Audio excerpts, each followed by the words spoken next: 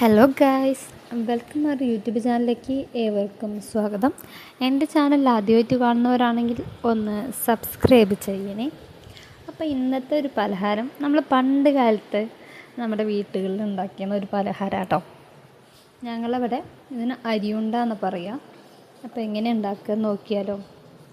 ആദ്യം അരി എടുത്തിട്ട് നന്നായിട്ടൊന്ന് കഴുകി ചെറുതായിട്ടൊന്ന് വാർത്ത് വയ്ക്കുക. അതിന് ശേഷം നമ്മൾ ചട്ടി ചൂടായി കഴിഞ്ഞിട്ടുണ്ടെങ്കിൽ അതിലിട്ടൊന്ന് വറുത്തെടുക്കുക.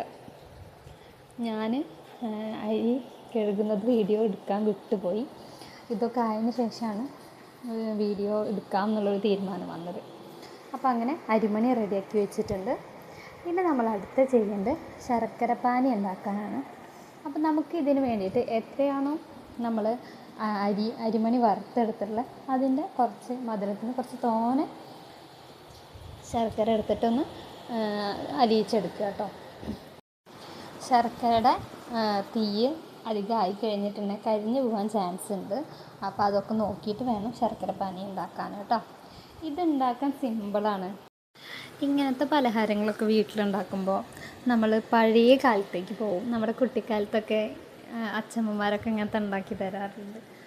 അപ്പോൾ അതൊക്കെ ആയിട്ട് എനിക്ക് ഓർമ്മയായിട്ട് വന്നത്. പിന്നെ ഞാൻ ആ അരിമണി ഒന്ന് പൊടിച്ചെടുത്തിട്ടുണ്ട്. അതിലോട്ട് കുറച്ച് ഏലക്കായ പൊടിച്ചതും ചേർത്തിട്ടുണ്ട്. പിന്നെ കുറച്ച് തേങ്ങ ചിരകിയിട്ടും ചേർത്തിട്ടുണ്ട്. അത് നന്നായിട്ടൊന്ന് മിക്സ് ചെയ്തെടുക്കുന്നുണ്ട്. ഈ പലഹാരം ഉണ്ടാക്കുന്നത് അച്ഛനാട്ടോ, എൻ്റെ ഹസ്ബൻഡിൻ്റെ അച്ഛനാണ് ഉണ്ടാക്കുന്നത്. അച്ഛൻ ഇങ്ങനത്തെ കാര്യങ്ങളൊക്കെ അച്ഛൻ ചെയ്തു തരാറുണ്ട്. പിന്നെ ആ പൊടിയിലോട്ട് നമ്മൾ നേരത്തെ ശർക്കര അലിയിച്ച് വെച്ചിട്ടില്ലേ, ആ വെള്ളം കൂടി ഒഴിച്ചിട്ടൊന്ന് നന്നായിട്ട് ഇളക്കുന്നുണ്ട്. ചെറിയൊരു ചൂടോടക്കനെ ആയിക്കോട്ടെ കേട്ടോ. അപ്പോൾ ചെറിയൊരു സ്പൂൺ വെച്ചിട്ടാണ് അതൊന്ന് ഇളക്കുന്നത്. കുറച്ചേശ്ശെ ശർക്കര പാനി ഒഴിച്ചാൽ മതി, തോനെ ഒഴിക്കേണ്ട ആവശ്യമില്ല. പെട്ടെന്ന് തന്നെ ഇത് നമുക്ക് ഉരുട്ടാനുള്ള പാകത്തിന് ആയി കിട്ടില്ല കേട്ടോ, തോനെ ആയി കഴിഞ്ഞിട്ടുണ്ടെങ്കിൽ. അപ്പോൾ നമുക്ക് കയ്യിലൊട്ടാത്ത വിധം ആവുന്ന സമയമാകുമ്പോൾ നമുക്ക് ശർക്കര പാനി നിർത്താം കേട്ടോ. എന്നിട്ട് അച്ഛൻ എല്ലാ ഭാഗത്തേക്കും നമ്മൾ സ്പൂൺ കൊണ്ട് അങ്ങോട്ടും ഇങ്ങോട്ടും ഇളക്കി കൊടുക്കുന്നുണ്ട്. പിന്നെ ഇപ്പോൾ കുറച്ചും കൂടി ശർക്കരപ്പാനി ഞങ്ങൾക്ക് കുറവായി തോന്നി, അപ്പോൾ അതും കൂടി ഒഴിച്ചിട്ടുണ്ട്. അച്ഛൻ തന്നെയാണ് അത് ഉരുട്ടിയിട്ടൊക്കെ തന്നിട്ടുള്ളത്. ഒരു പ്രത്യേക രീതിയിലാണ് തന്നെ അച്ഛൻ ഉരുട്ടുന്നത്. കറക്റ്റ് റൗണ്ടാവും ചെയ്യും. പിന്നെ എല്ലാ അരിയുണ്ടയും ഒരേ ആകൃതിയിലാവും കേട്ടോ. ഞാനൊന്നാക്കി കഴിഞ്ഞാൽ അങ്ങനെ ആവാറില്ല.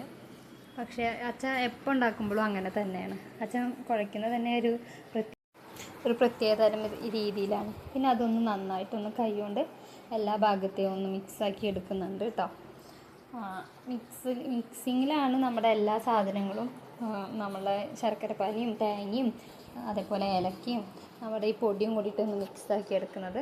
അപ്പോൾ എന്നിട്ട് ഒന്നൊന്ന് റൗണ്ടാക്കി എടുക്കുന്നുണ്ട്. ഇത് കാണുമ്പോൾ തന്നെ പഴയ കാലത്തെ ഓർമ്മകൾ വരിക. പിന്നെ ഇതൊരു കട്ടൻ ചായയുടെ കൂടെയൊക്കെ നല്ല സൂപ്പറാണ്.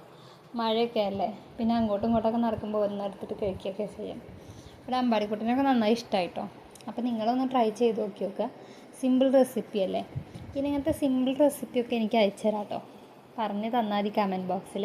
അപ്പോൾ എനിക്ക് കഴിയുന്നതാണെങ്കിൽ ഞാൻ ചെയ്ത് നോക്കാം കേട്ടോ. പിന്നെ ഇപ്പോൾ മഴയൊക്കെ അല്ലേ, എല്ലായിടത്തും മഴയുണ്ടോ?